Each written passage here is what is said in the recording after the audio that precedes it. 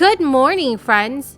In this fourth stimulus check update, I will be sharing with you why President Biden does not want to include Medicare expansion in the new infrastructure bill. Many Democrats in Congress have also just agreed on how to fund President Biden's infrastructure bill and how Americans can receive more stimulus payments very soon. We are all finally seeing action being taken by lawmakers, which is great news. Please subscribe to my channel for the daily stimulus updates and watch until the end of this video to learn how to enter this week's Walmart gift card giveaway.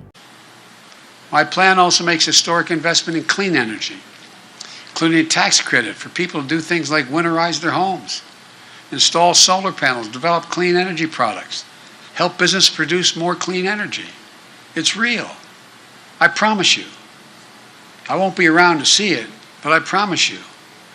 Your kids are going to see a time when they're not, in fact, generating any energy from the homes here in Scranton other than renewable energy. Not a joke. And by the way, one of the things the President put me in charge of, I want to be clear here, President Obama put me in charge of when I was Vice President. I was able to invest in that legislation that I put together. We brought down the price of solar and wind cheaper than coal and cheaper than oil on a BTU basis. It's cheaper.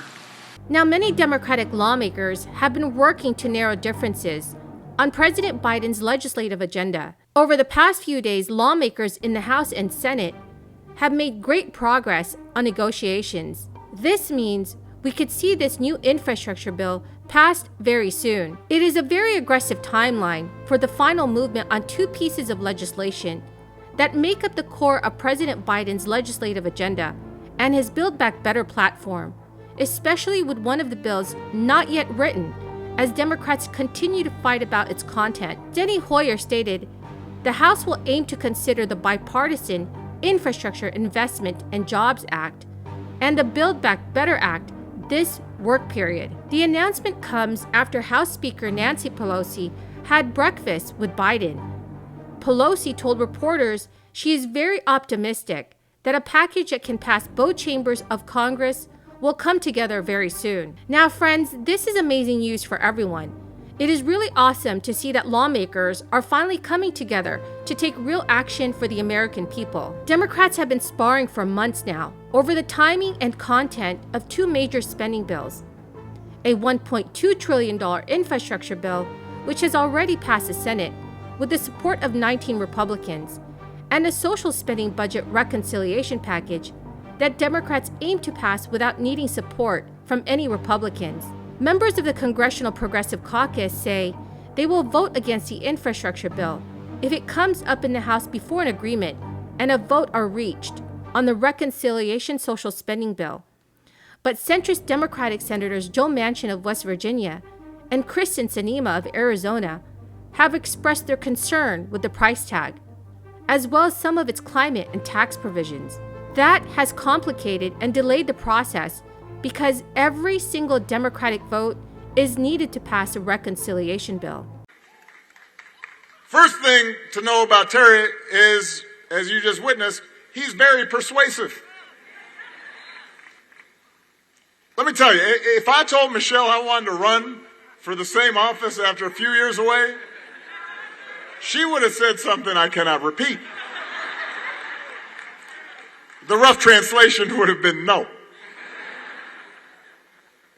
Now, I don't know the conversation that Terry had with Dorothy. But Dorothy, thank you, because I could not be happier that Terry's back on the ticket.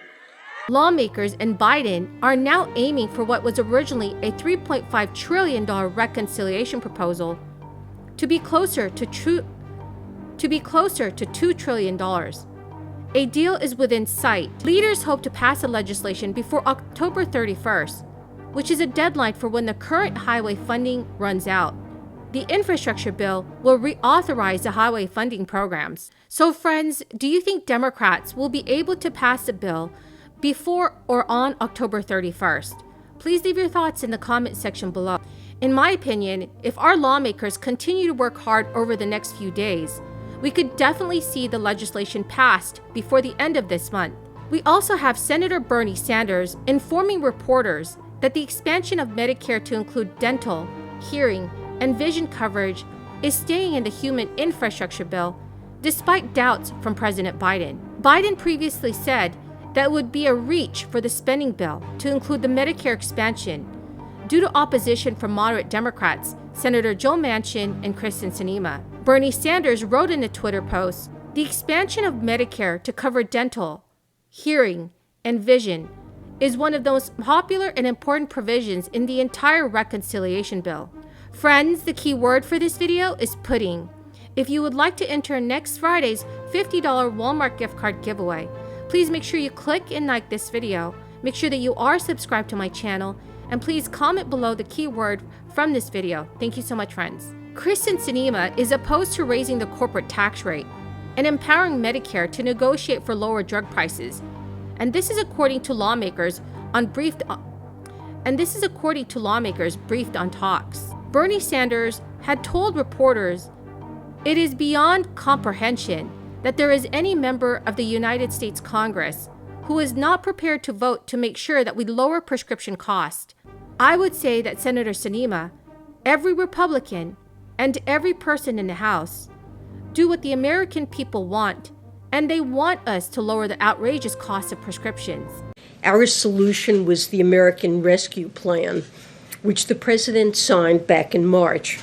It was designed to provide enough relief for Americans to make it to the other side of the pandemic with the foundations of their lives intact, providing nutrition for hungry families, rental assistance for those at risk of eviction, and a lifeline for businesses on the brink. We knew it would be a long road back to recovery. That's why the legislation provided lasting support rather than just a few months of relief. We knew this would not be a 100-day battle. And today's jobs report underscores the long-haul climb back to recovery. But let me be clear, the 266,000 jobs added in April represent continued progress. Friends, thank you so much for joining me here this morning. I greatly appreciate every single one of you who are watching my videos. To say thank you, I do have a Walmart gift card giveaway every single Friday. Please make sure that you are subscribed to my channel, click and like this video, and comment below the keyword. Thank you so much, friends, and have a very blessed weekend.